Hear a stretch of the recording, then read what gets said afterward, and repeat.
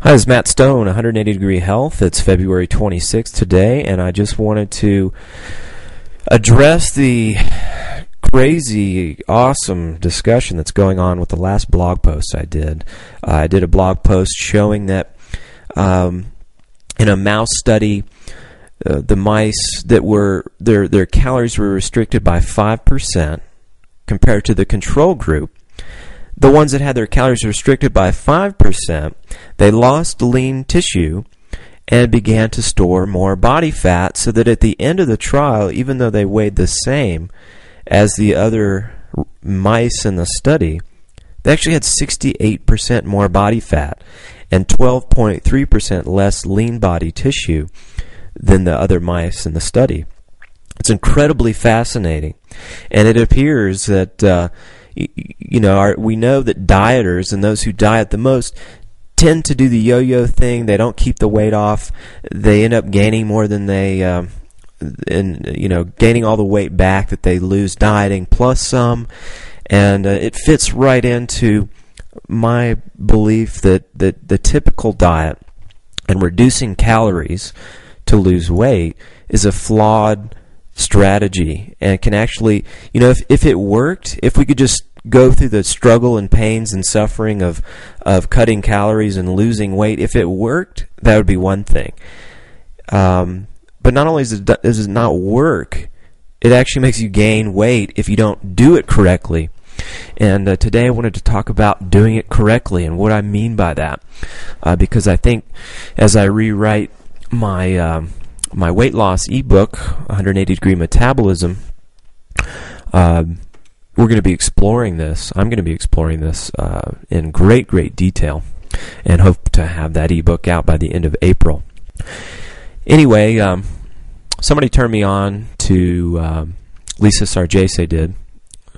I hope I'm saying that right. Sarjese. She turned me on to this TLC show. I don't have television at my house. I watch movies and stuff, but I don't have cable.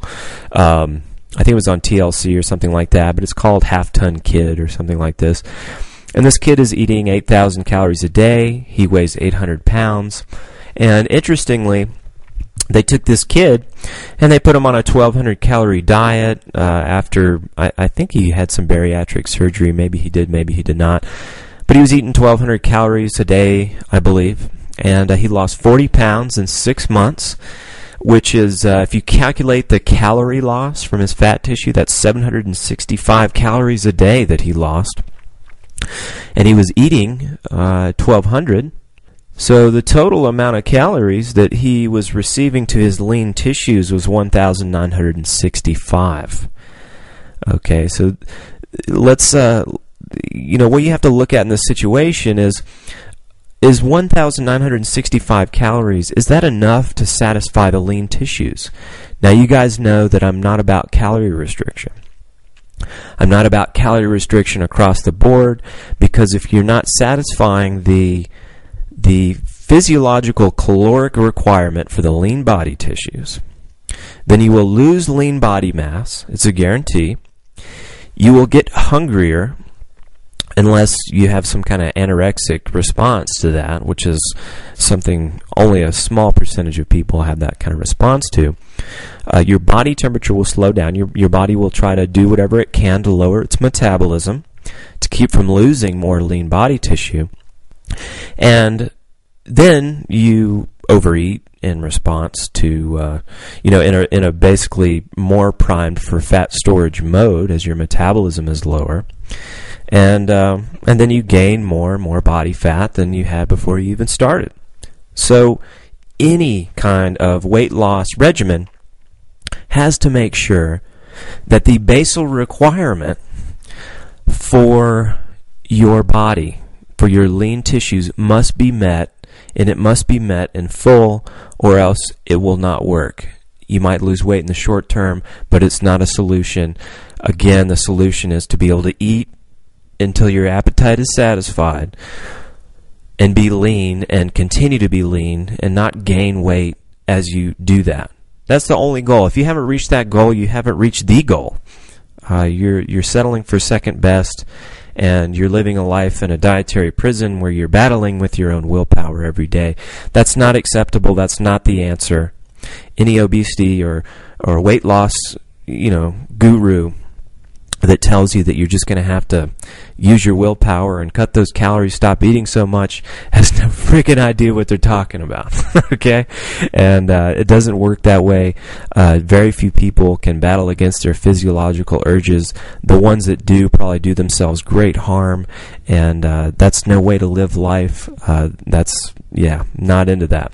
Okay? But you can actually get calories from your body fat. And those body fat calories can be supplied to your lean tissues, and you can actually lose body fat without, at least theoretically, you can lose body fat without undernourishing your lean body tissues. It's a fascinating concept. I recently come across a study that was done a long time ago that Ansel Keys, in his book, The Biology of Human Starvation, makes reference to. And the researchers, they monitored nitrogen balance, which means that if you're negative nitrogen balance, means that you're losing lean body mass. They monitored that and made sure that basal metabolism was kept within normal ranges, and that lean body tissue was maintained throughout. And the people in the study, they lost their hunger even though they weren't eating very much, and they felt better even though they weren't eating much. A lot of people had restored vitality that had been lost for years, and even though they weren't eating very many calories. So it's certainly possible. The reason it was possible is because they were losing between 150 and 300 grams of body fat a day. So that's the equivalent to consuming that much. All right, so 300 grams of fat. Let's see. I got my calculator out here. That's 2,700 calories a day that was being supplied to their lean tissues from their body fat. So that probably would satisfy just about anybody's basal needs. In addition to the food that they were ingesting, the grand total ends up being more than I eat in a day. So, is it a surprise that it worked? This is a pretty amazing study. Very few obesity researchers even monitor this kind of stuff or understand the significance of it. Because if you lose lean body tissues, you will eat and eat and eat and eat until you restore those tissues, and you will always eat, and you're programmed to eat to meet the caloric needs of your body tissues. The problem is that people are storing their fat due to hormonal factors, insulin resistance, leptin resistance, low metabolism. These are some of the telltale hormonal factors involved in the fat storage process, to where, for example, this 800-pound kid, he's eating 8,000 calories a day, but I can't imagine he's gaining more than a half a pound a day at that level, okay, which is 1,750 calories a day that he is storing, but he's using 6,250 of those calories just to maintain that weight. And lo and behold, the more body fat you have, the fat is actually active tissue. It's not as active as muscle, but it does require calories to maintain it. You wouldn't expect an 800-pound grizzly bear to be able to eat 1,200 calories a day like they tried to feed this kid. He actually looks like he needs 6,250 calories a day to maintain the tissue that he's got. The problem is that he's storing an additional 1,750 calories, let's say, in addition to that.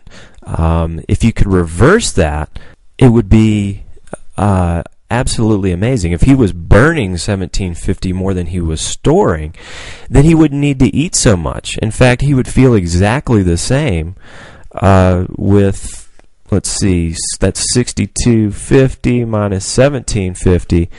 Yeah, he would feel just as satiated off of 4,500 calories, and he would be receiving the same amount of metabolic fuel that he's receiving with 8,000 on 4,500 calories. So This is really how we need to look at weight loss and obesity, and I'll be getting into this. We're going to go full throttle all the way down the rabbit hole on this one. It's very interesting. But thanks for listening. Talk to you next week.